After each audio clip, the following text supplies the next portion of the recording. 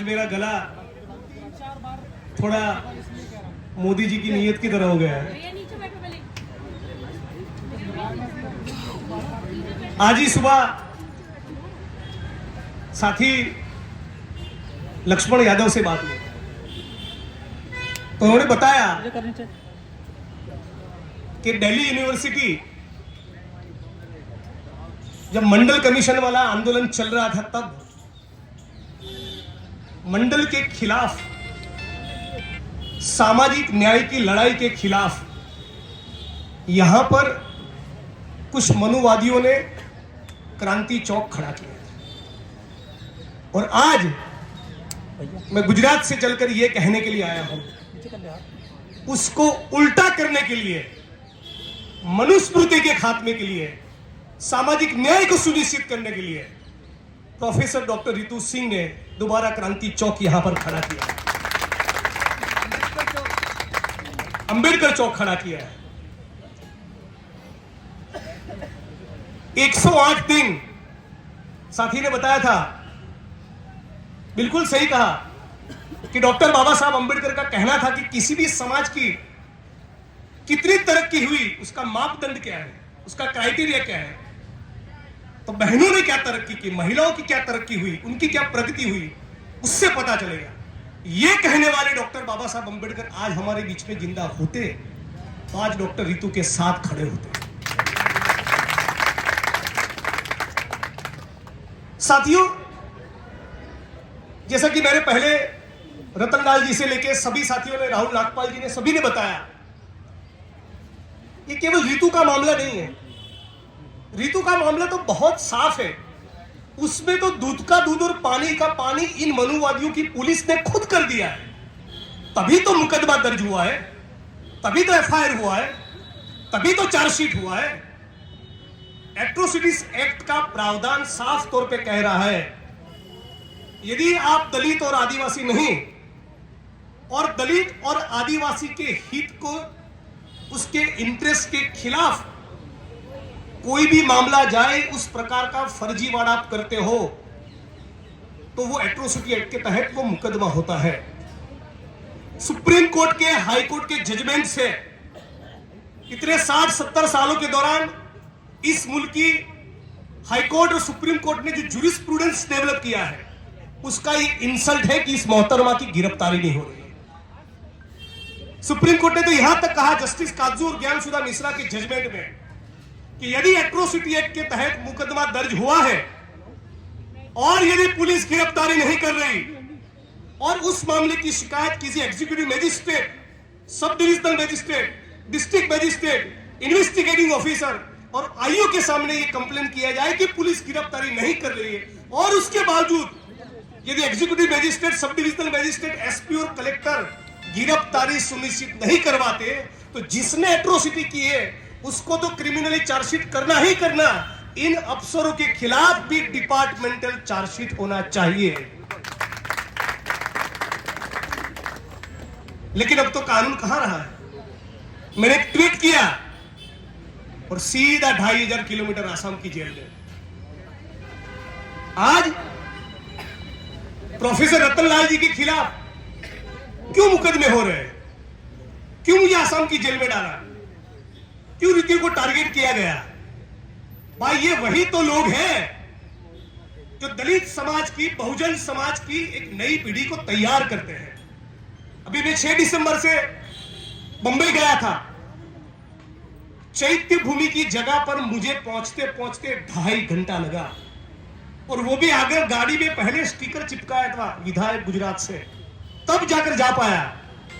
3 दिन तक महाराष्ट्र के कोने कोने से लोग आते हैं, बहनें, माताएं सर पर अनाज की बोरी रखकर आती है, और कितना 1.5 दिन, 2 दिन, 2.5 दिन सड़क पर लंबी कतार में खड़े रहते हैं डॉक्टर भीमराव बाबा साहब अंबेडकर के दर्शन के लिए। तो ये तो इमोशन है। लक्ष्मण यादव का काम यह है, रतनलाल जी का काम यह है, रितु सिंह का काम यह है कि उस इमोशन को विचारधारा में परिवर्तित करे। इस बात का इनको तकलीफ है। ये गांवों में, तहसीलों में, भारत भूमि के एक कोने में डॉक्टर बाबा साहब अंबेडकर को लेकर एक जो कट्टर मोहब्बत है, दिलों में जो प्यार है उस प्यार को इमोशन से ऊपर उठकर संसाधनों के बंटवारे की ओर ले जाना, सत्ता में भागीदारी की बात सिखाना, ये काम डॉक्टर रितु कर रही थी। उस बात की उनको चुभन थी। लक्ष्मण यादव जी को इसलिए निकाला, डॉक्टर रितु सिंह को इसलिए टारगेट किया, रतनलाल जी के लिए इतनी मुश्किलें इसलिए बढ़ती रहती, इतने मुकदमे इसलिए होते हैं कि यही तो वो लोग हैं जो नई पीढ़ी को तैयार करते हैं, जो 14 अप्रैल मनाते हैं, 6 दिसंबर मनाते हैं, संविधान दिन मनाते हैं, फूले की बात करते हैं, अंबेडकर की बात करते हैं, पेरियार की बात करते हैं, सड़क पे उतरते हैं, इंकलाब जिंदाबाद करते हैं। ये बताते हैं कि 13 पॉइंट रोस्टर के मुद्दे पे सड़क पर उतरना पड़ेगा। ये नई पीढ़ी को तैयार करना मनुवाद के खिलाफ, उस बात की तकलीफ है। ये लड़ाई मनुवाद के खिलाफ की है। और आज इस मुल्क में जो चल रहा है, बाबा साहब अंबेडकर के शब्दों में कहूं तो ये कुछ नहीं, काउंटर रेवोल्यूशन पार्ट 2, ये प्रतिक्रांति भाग 2 चल रहा है। 3-3.5 हजार साल पहले जाति व्यवस्था का निर्माण हुआ। ब्राह्मण, क्षत्रिय, वैश्य, शूद्र, इस व्यवस्था में हम लोग बिखर गए पूरी भारत भूमि, और उसके खिलाफ एक व्यापक स्तर पर सबसे बड़ा इंकलाब किसी ने किया तो उस शख्सियत का नाम है गौतम बुद्ध। मनुवाद को नेस्तो नाबूद किया गौतम बुद्ध ने। अपना साहित्य तैयार किया, भिक्षुक तैयार किए, बुद्ध के विहार खड़े हुए, बुद्ध का विचार खड़ा हुआ, और केवल भारत नहीं पूरी साउथ एशिया में फैला। गुजरात के जूनागढ़ में से भी बुद्ध की मूर्तियां निकलती है और उड़ीसा से भी निकलती है, इंडोनेशिया में भी मिलती है, ईरान में भी मिलती है। लेकिन इस गौतम बुद्ध की मानवता की जातिवाद को खत्म करने की क्रांति के खिलाफ और एक नए सिरे से मनुवादी लोग एकत्रित होकर बुद्ध की क्रांति को खत्म किया, बुद्ध के विहारों को खत्म किया, उसके भिक्षुकों को खत्म किया, और इसको डॉक्टर भीमराव बाबा साहब अंबेडकर कहते हैं वो थी प्रतिक्रांति, काउंटर रेवोल्यूशन। और उस काउंटर रेवोल्यूशन के सामने नए सिरे से एक भक्ति आंदोलन खड़ा हुआ। कोई रविदास निकले जो कहते हैं कि ऐसो चाहूं राज में जहां मिले सभी को अन्न, दलितों को नहीं, मिले सभी को अन्न। ऐसो चाहूं राज में जहां मिले सभी को अन्न, छोटे बड़े सब सम बसे रविदास रहे प्रसन्न। उसी शैली में कबीर ने कहा कि साईं इतना दीजिए जामे कुटुंब समाए, मैं भी भूखा ना रहूं साधु न भूखा जाए। तो मनुवादियों के एजेंडा को क्रांति के जरिए गौतम बुद्ध ने खत्म किया, और उस गौतम बुद्ध की विरासत को दोबारा मनुवादियों ने काउंटर रेवोल्यूशन करके खत्म किया। उस काउंटर रेवोल्यूशन के सामने खड़े हुए और एक बार रविदास, नानक, कबीर, ज्ञानदेव, नामदेव, तुकाराम, नरसिंह मेहता, सूफी संत और भक्ति आंदोलन के सारे लोग। 600-800 साल ये क्रांति चली, लेकिन उसमें पॉलिटिकल तड़का पहली बार किसी ने दिया तो वो दिया ज्योतिबा फूले ने। उसको पॉलिटिकल तड़का दिया रामास्वामी पेरियार ने। वो सामाजिक, सांस्कृतिक, आध्यात्मिक मूवमेंट को राजकीय तड़का लगाया डॉक्टर भीमराव बाबा साहब अंबेडकर ने। और उन्हीं दिनों के दौरान सभी जाति धर्म के, सभी स्ट्रीम्स के, सभी प्रवाहों के, सभी रंगों के लेकर स्वतंत्रता का आंदोलन चल रहा था। उसकी भी कुछ विरासत सेलिब्रेट करने जैसी। और उसके बाद इन सभी की फिलोसॉफी को, सभी के विचारों को डॉक्टर भीमराव बाबा साहब अंबेडकर ने संविधान में पिरोया, और वो संविधान धीरे धीरे करके डिलीवर कर रहा है। पहले जो मनुष्य की व्यवस्था थी वो कह रही थी कि एक ही समुदाय का नॉलेज पे कंट्रोल रहेगा, पढ़ेगा भी वही, पढ़ाएगा भी वही। डॉक्टर बाबा साहब अंबेडकर और संविधान ने कहा नथिंग डूइंग, अब कोई रितु सिंह यूजीसी की चेयरमैन भी बनेगी, गेट लॉस्ट। जमीनों के ऊपर केवल एक ही जाति के लोगों का कब्जा था। संविधान ने और डॉक्टर बाबा साहब अंबेडकर ने कहा गेट लॉस्ट, अभी जमीनों का आवंटन होगा, एक एक जिलों में होगा, एक एक तहसील में होगा, और उसके कारण हजारों लाखों एकड़ जमीन का आवंटन हुआ। वैश्य समाज का ही कब्जा रहेगा सारे बिजनेस के ऊपर।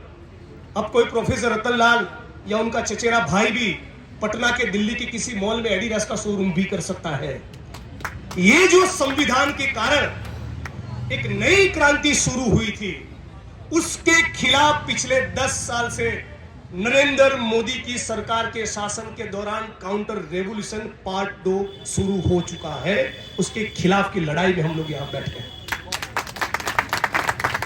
इनको इसलिए निकाला जा रहा है, ये बता रहे हैं कि क्या चल रहा है मुल्क के अंदर। पेरियार ने कहा, अंबेडकर ने क्या कहा, फुले ने क्या कहा और गोलवलकर ने क्या कहा। आज ये भारत की बेटी हमारे बीच में खड़ी है। दिल्ली की सड़कों पर हमारी बेटियां, एथलीट बहनें महीनों तक बलात्कार की कंप्लेंट को लेकर बैठी रही। बहुत से लोगों को ये ख्याल आया होगा, इतना जबरदस्त मुद्दा महिलाएं कह रही कि बलात्कार हुआ, फिर भी मोदी की सरकार उसका कॉग्निजेंस क्यों नहीं ले रही है। उससे तो इलेक्टोरल लॉस हो सकता है, चुनावी राजनीति में नुकसान हो सकता है। मदारी को विश्व गुरु बनना है तो उसकी इमेज को भी धब्बा लग सकता है, फिर भी उसका कॉग्निजेंस नहीं लिया क्यों। तो मैं भी पढ़ रहा था 1960 में गोलवलकर आरएसएस, मोदी और भाजपा के गुरु गुजरात आए थे और 1960 में अहमदाबाद के गुजरात यूनिवर्सिटी के समाज विज्ञान विभाग में उन्होंने एक लेक्चर लिया और रतनलाल जी इस लेक्चर में ऐसा कहा कि प्राणियों में क्रॉस ब्रीडिंग के संकर प्रयोग करने की आज लोगों में हिम्मत होती है, लेकिन इंसानों में से प्रयोग करने की हिम्मत नहीं। लेकिन किसी जमाने में आरएसएस के, भाजपा के, मोदी साहब के गुरु गोलवलकर के शब्द सुनिए, और ये डॉक्यूमेंट किया है, रिपोर्ट किया है 2 जनवरी 1961 के दिन ऑर्गेनाइजर ने ये कहा है, गोलवलकर जी ने, कि किसी जमाने में हमारे पुरखों ने ऐसी परंपरा खड़ी की थी कि भारत की सभी जाति की विवाहित महिलाओं की पहली संतान नंबूद्री ब्राह्मण से करवाते थे और तब तक उसे संतान प्राप्ति का अधिकार नहीं था। अब सोचिए, तो कहना ये चाहता हूं कि गुरु के ये संस्कार है तो चेले के क्या होंगे ये समझ लीजिए। आज गुजरात से चलकर ये कहने के लिए आया। गीता प्रेस गोरखपुर की किताब है, गृहस्थ जीवन में कैसे जिए, रेलवे स्टेशन पे मिलेगी। तो पढ़ रहा था बीच में, तो उसमें सवाल जवाब का फॉर्मेट है। उसमें लिखा है कि विवाहित महिला के ऊपर बलात्कार हो तो क्या करना चाहिए। जवाब, आरएसएस के लेखक गृहस्थ जीवन में कैसे जिए इस किताब में, जिसको गीता प्रेस गोरखपुर ने छापा, उसमें लिख रहे हैं कि यदि विवाहित महिला पे बलात्कार हो तो जहां तक संभव हो उसे, और पता चलने पर उसके पति, दोनों को चुप रहना चाहिए। अब पता चल रहा है कि मणिपुर में एक ही चुप है। तो ये लड़ाई साथियों, इस प्रतिक्रांति के खिलाफ हम लोगों की लड़ाई है।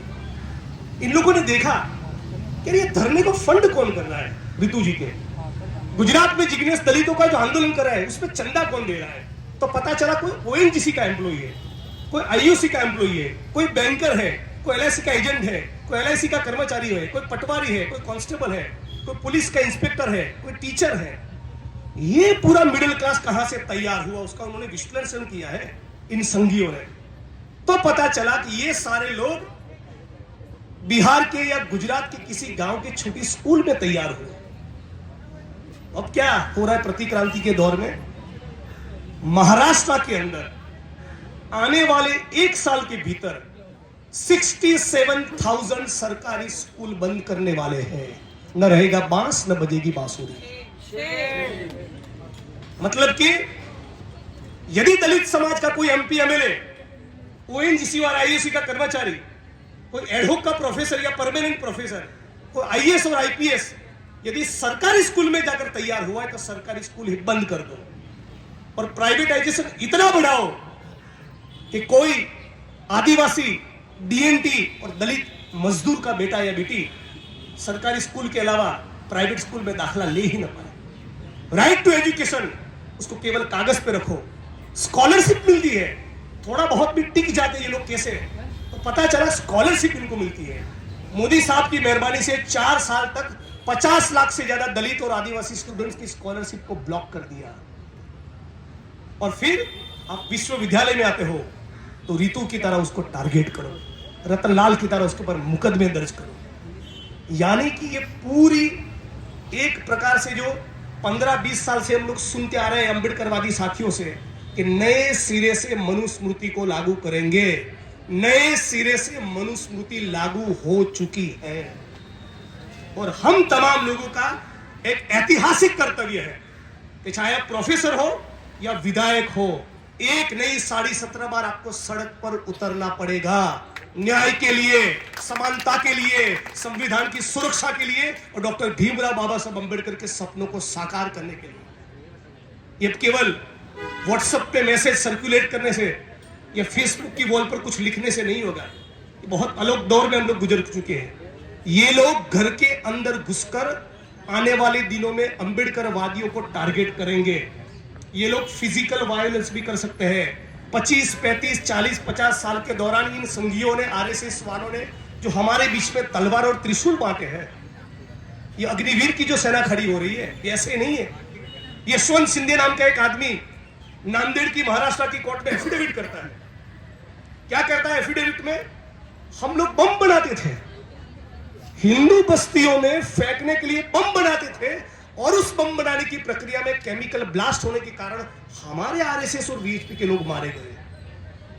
ये क्या चल रहा है आप सोचिए। सत्यपाल मलिक जो इतने दिनों से बोल रहे हैं कि 2024 के चुनाव के पहले ये लोग अपनी ही पार्टी के किसी नेता को मरवाना चाहते हैं, आतंकवादियों की घुसपैठ का मामला खड़ा करेंगे, पाकिस्तान के साथ मैच फिक्सिंग करके दुबई में मीटिंग कर रहे हैं कि कैसे युद्ध की बात को फैलाया जाए, एक वॉर मॉन्गरिंग खड़ा किया जाए। तो तमाम साथियों से गुजारिश है, इस प्रकार के एक भी रैली या धरने को मत छोड़िए। हर कीमत पर हमारे संविधान को बचाना है, हर कीमत पर डॉक्टर बाबा साहब अंबेडकर के सपनों को साकार करना है। तो आज हम सभी का कर्तव्य बनता है कि डॉक्टर रितु के समर्थन में आके खड़े रहें। रितु तो केवल माध्यम है, उसके कारण पूरे मुल्क में यह संदेश गया कि दलित समाज की बेटियां भी इस मुल्क में खड़ी हो चुकी है, जो सत्ता की गर्दन पकड़ेगी और सत्ता से सवाल पूछेगी, सत्ता की छाती के ऊपर चढ़कर इंकलाब जिंदाबाद का नारा बुलंद करेगी। रितु के इस धरने के कारण यह मैसेज गया कि दिल्ली यूनिवर्सिटी के अंदर केवल रतनलाल या लक्ष्मण यादव नहीं, कम से कम दूसरे 2-2.5 हजार दलित, आदिवासी, ओबीसी और डीएनटी समुदाय के प्रोफेसर को निकाल दिया गया। दिक्कत क्या है? दिक्कत यही है कि यही तो वो लोग हैं जो सावरकर और गोलवलकर के बजाय भगत सिंह, फूले और पेरियार की बात करते हैं, डॉक्टर बाबा साहब अंबेडकर की बात करते हैं। आज साथियों, रतनलाल जी ने भाषण भी दिया और क्लास भी ली, अच्छा किया, प्रोफेसर का ये काम भी है। हमारा पॉलिटिकल क्लास इतना निकम्मा हो चुका है कि सड़क पर तो नहीं ही उतर रहा, पार्लियामेंट और असेंबली में भी बोलने को तैयार नहीं। लेकिन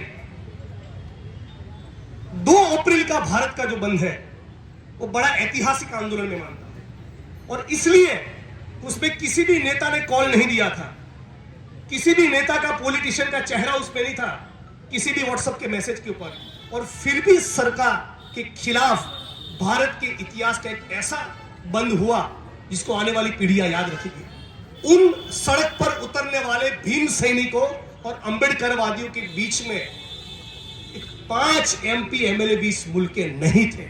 इस बात को भी हमें घर घर तक पहुंचाना पड़ेगा। हमको हमारे तमाम, किसी भी पॉलिटिकल पार्टी को तमाम MP MLA के ऊपर उतना प्रेशर तो बनाना ही चाहिए कि हमारे मुद्दे पर या तो बोले या तो घर वापसी की तैयारी कर ले। इतना प्रेशर यदि हम अपने ही समाज के नेता के ऊपर नहीं बना पाएंगे तो मोदी जी से हम लोग क्या सवाल कर लेंगे? ये 108 दिन मजाक होता है? भारत के इतिहास में कितने ऐसे धरने दलित बहुजन समाज की बेटियों ने किए होंगे जो 100 दिन चले। ये ऐतिहासिक आंदोलन है। इस ऐतिहासिक आंदोलन की विरासत को पूरे भारत के कोने कोने में ले जाने का आज हम लोगों को संकल्प करना चाहिए। और मेरी वाणी को विराम देने से पहले अब तमाम साथियों से एक गुजारिश करना चाहूंगा, आज के दिन में ऐसा संकल्प लेते हैं कि हफ्ते के बाद, 10 दिन के बाद, 15 दिन के बाद भारत की तमाम पॉलिटिकल पार्टी के दलित, आदिवासी, ओबीसी समाज के MP MLA को कॉल दिया जाए, आइए एक नाइट यहां पर रुकिए, इस धरने पे एक नाइट आप बिताइए, रितु के साथ बैठिए, रतनलाल जी के साथ बैठिए, लक्ष्मण यादव के साथ बैठिए, उन तमाम लोगों के साथ बैठिए जिन्होंने बाबा साहब की विचारधारा को घर घर तक पहुंचाने का काम किया। यदि इतना भी तुम्हारे अंदर जमीन नहीं तो जैसा कि प्रोफेसर जी ने कहा, उनके इलाकों में जाकर उनकी घर वापसी कराए, उनको चुनाव में हरवाए, ऐसा भी हमारा आयोजन होना चाहिए।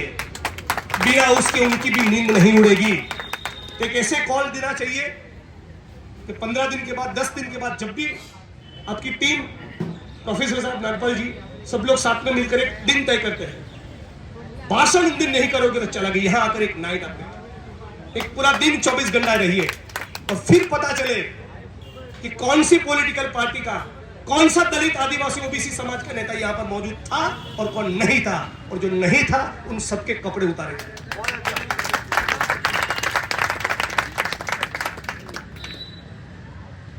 इन मोहतरमा रोई के बारे में तो केवल इतना कहना चाहूंगा, आप भी महिला है, आपके ऊपर तो क्या है, आपको तो एक ही मन करा है कि मनुस्मृति की कॉपी आपको गिफ्ट कर दूं। इससे अतिरिक्त कुछ नहीं कहना चाहूंगा। एक महिला होकर दूसरी महिला का सम्मान नहीं कर रहे हैं, एक महिला होकर अपनी कलीग के खिलाफ फर्जीवाड़ा कर रहे हैं, एक महिला होकर अपनी कलीग के खिलाफ उन 35 स्टूडेंट को खड़ा कर दिया जिन्होंने उनके खिलाफ कभी कुछ कहा ही नहीं। वो 35 बच्चे एग्जिस्ट ही नहीं करते, वो स्टूडेंट। और जो इन्वेस्टिगेटिंग ऑफिसर है, उनको बता दूं, विधायक तो हूं लेकिन वकील भी हूं, सेक्शन 4 एट्रोसिटी एक्ट की आपके लिए ही बनी है, इस बात को याद रखिएगा। सेक्शन 4 एट्रोसिटी एक्ट ये कहता है, यदि कोई if somebody is willfully neglecting the duty, तो उसके खिलाफ भी मुकदमा दर्ज होगा। तो साथियों, खाली पड़े सारी यूनिवर्सिटी के, सारे कॉलेज के तमाम सरकारी पदों को भरा जाए। इस मुल्क के सभी स्टेट में कितना बैकलॉग है उसको पब्लिक डोमेन में लाया जाए, उस तमाम बैकलॉग को भरा जाए, उस बैकलॉग को आरक्षण की नीति के साथ सही स्पिरिट से लागू किया जाए। और जाति जनगणना का मुद्दा हम तमाम लोगों को इसलिए भी उठाना चाहिए कि पता तो चल गया कि दलित कितने हैं इस मुल्क में, आदिवासी कितने हैं। अरे 48% निकलेंगे ओबीसी या 54% निकलेंगे, लेकिन रफ आइडिया तो हमको भी है ना, बिना जनगणना के। लेकिन जनगणना इसलिए करवानी है कि दलित, आदिवासी, ओबीसी, डीएनटी, इन वंचित समुदायों की जनगणना हो, उसके बाद असली एजेंडा खड़ा होगा। और असली एजेंडा यह होगा कि अब बताइए कि इस मुल्क के न्याय तंत्र में कितने ओबीसी, आदिवासी और दलित हैं। अब बताइए कि इस मुल्क में कितने दलित, आदिवासी, ओबीसी के पास जमीन है।